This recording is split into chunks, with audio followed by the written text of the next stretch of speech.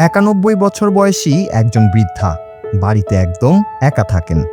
প্রতিদিন নিয়ম করে তার খোঁজ নেওয়ার জন্য একটি বিশেষ কল আসে, কিন্তু সেদিন তিনি সেই ফোনটি ধরলেন না। একবার নয়, বারবার ফোন করার পরও কোনো সাড়া নেই বৃদ্ধার। এমনকি তার মেয়ে ফোন দিলেও ওপাশ থেকে কোনো শব্দ মিলছে না। চারিদিকে আতঙ্ক ছড়িয়ে পড়ল। তবে কি ঘরে কোনো বিপদ ঘটেছে? কোনো বড় দুর্ঘটনা বা অসুস্থতার আশঙ্কায় পুলিশ কর্মকর্তারা দ্রুত তার বাড়ির দিকে রওনা দিলেন। সবার মনে একটাই ভয়, দরজা খোলার পর না জানি কি করুণ দৃশ্য দেখতে হয়।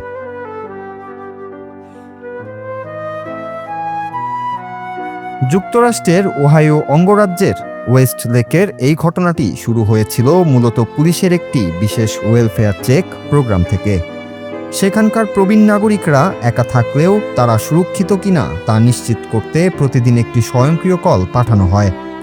কিন্তু সেদিন যখন সেই বৃদ্ধা ফোন ধরলেন না, তখন ওয়েস্টলেক পুলিশ ক্যাপ্টেন জেরি ভোগেল এবং তার দল কোনো ঝুঁকি না নিয়ে দ্রুত সেখানে ছুটে যান। তারা বৃদ্ধার বাড়ির গ্যারেজের একটি কোড ব্যবহার করে অত্যন্ত সতর্কতার সাথে ভেতরে প্রবেশ করেন। পুলিশ কর্মকর্তারা যখন অত্যন্ত উৎকণ্ঠা নিয়ে তার শোবার ঘরের দরজা খুললেন, তখন তাদের চোখ কপালে ওঠার জোগাড়। তারা যা দেখলেন তাতে রীতিমতো হতবাক হয়ে গেলেন। কোনো দুর্ঘটনা বা অসুস্থতা নয়, বরং দেখা গেল বৃদ্ধা অত্যন্ত মনোযোগ দিয়ে তার স্মার্টফোনে একটি বাবল পপ ভিডিও গেম খেলছেন।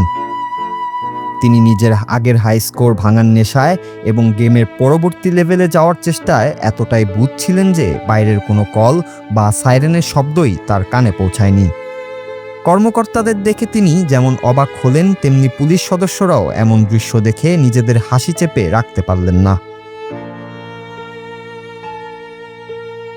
পুলিশ ক্যাপ্টেন জেরি ভোগেল জানান, শেষ পর্যন্ত বৃদ্ধাকে সুস্থ ও হাসি খুশি দেখে তারা স্বস্তির নিঃশ্বাস ফেলেছেন।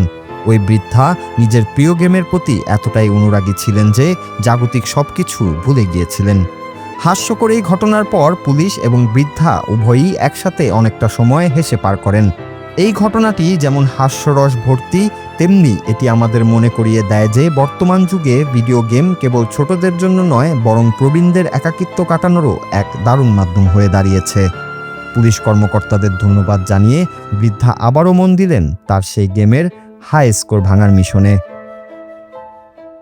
নূর Raju, Bangla TV news desk.